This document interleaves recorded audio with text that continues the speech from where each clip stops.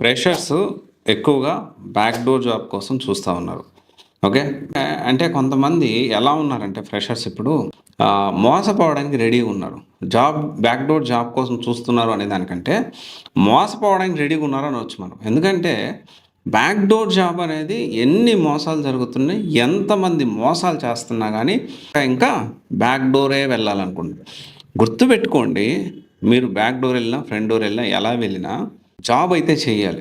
మీ career స్ట్రాంగ్‌గా ఉండాలి అంటే అబద్ధాలు అనే ఒక పునాది మీద, పిల్లర్స్ మీద ఎప్పుడు బిల్డింగ్ కట్టలేము.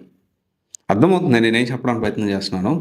మన దగ్గర సబ్జెక్ట్ లేకుండా బ్యాక్ డోర్‌లో ఎళ్లి ఏ విధంగా మనము మన కెరియర్‌ని బిల్డ్ చేసుకోగలుగుతాం?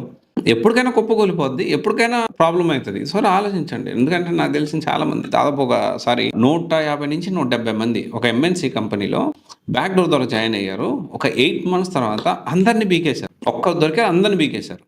అప్పుడు వాళ్ళేంటి అంటే టెర్మినేట్ చేశారు. ఇప్పుడు వాళ్ళ పరిస్థితి ఏంటి? ఇలాంటివి జరగకుండా ఉండాలంటే అబద్ధాలు అనే పునాది మీద కాకుండా మంచి కోర్స్ తీసుకోండి.